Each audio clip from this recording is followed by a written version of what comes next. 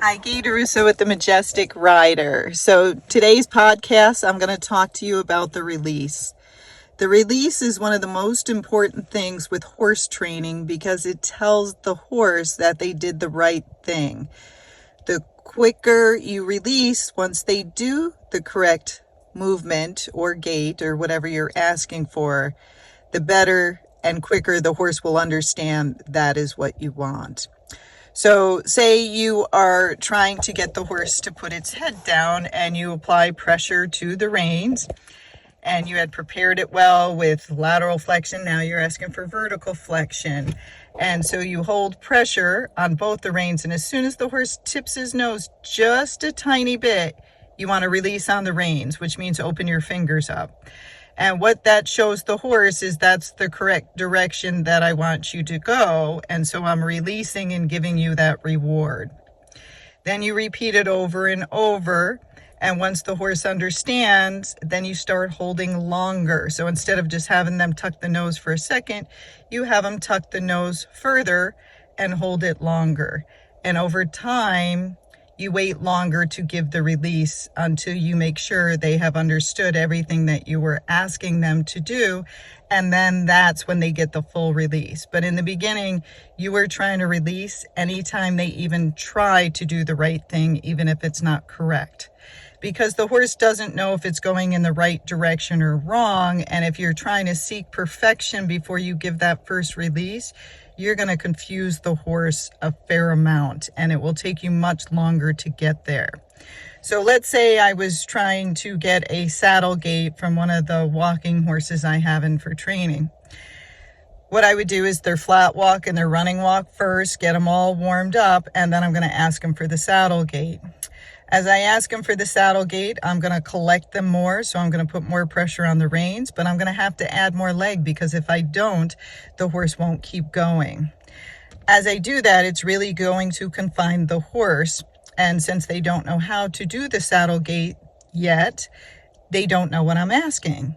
So as I do that, the horse will throw out random things. So it might still try to do the running walk, and I just keep doing what I'm doing, holding the horse and applying pressure. Then they might try to trot or they might try to pace, and I do the same thing. I just keep holding pressure, which means no, that's not the correct answer. Keep trying. Then the horse might go sideways. As it goes sideways, I correct it and hold it with my leg. So if it goes to the right, I apply my right leg. If it goes to the left, I apply my left leg. So the horse understands going sideways is not the correct answer. And then sooner or later, the horse will throw in one step of something close to a saddle gait. It might even be a step pace.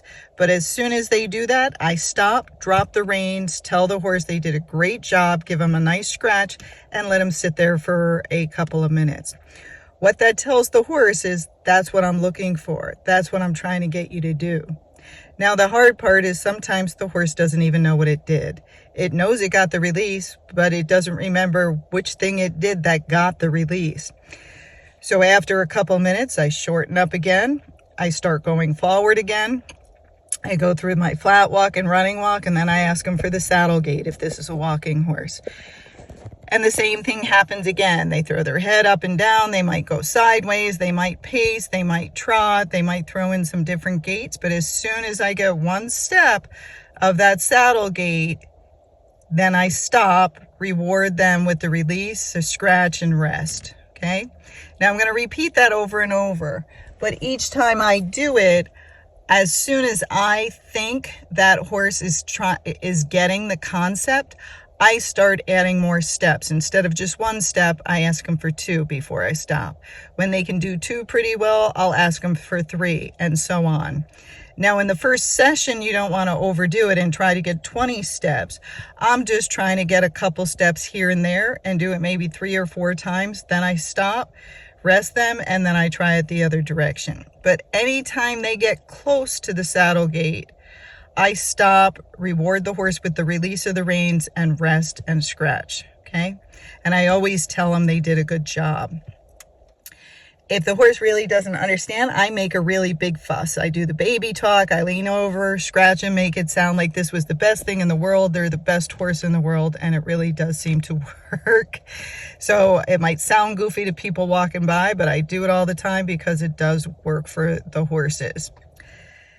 Now, as you do this, again, in time, you're going to ask for more and more. So if you're really not getting anything, but you get a little bit of a step pace, reward them for that. The step pace is very close to a saddle gait. So if you can get the step pace consistently from them, then once you get the step pace, you can start doing some lateral movements like a shoulder in or hind quarter in or some leg yielding. And then once you get a step and it's a little bit smoother, you stop and reward. And you do that over and over again. So that release is very important in the process of the horse learning quickly.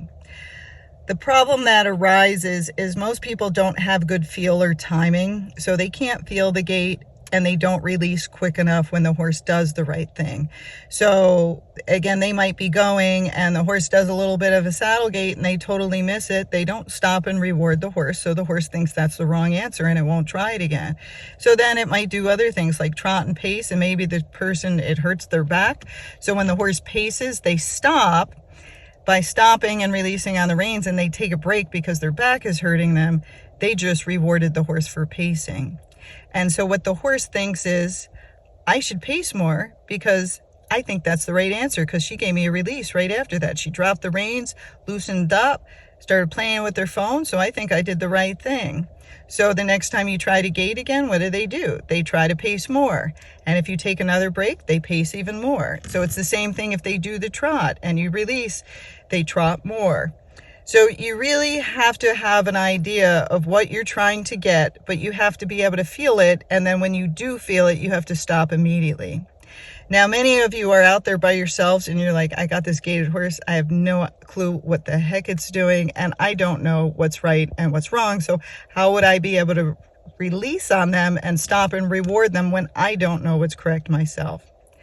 The best thing to do is you get someone to help you. So that's either somebody who really knows gaited horses well, it's a gaited horse trainer, or you do an online lesson. I do it all the time. Now, a good way to do the online lesson, if you're trying to develop your feel, is to talk to yourself on your own video.